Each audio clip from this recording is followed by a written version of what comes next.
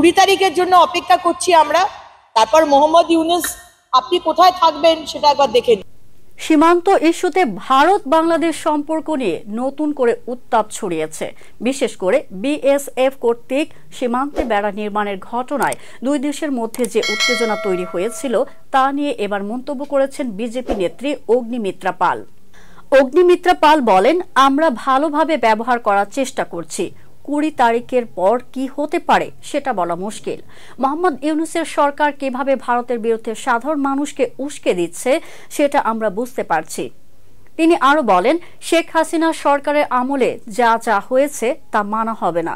যা আন্তর্জাতিক নিয়ম মেনে হয় সেভাবেই সবকিছু করা হবে। জিরো লাইন নিয়ে গল্প বলা বন্ধ করতে হবে।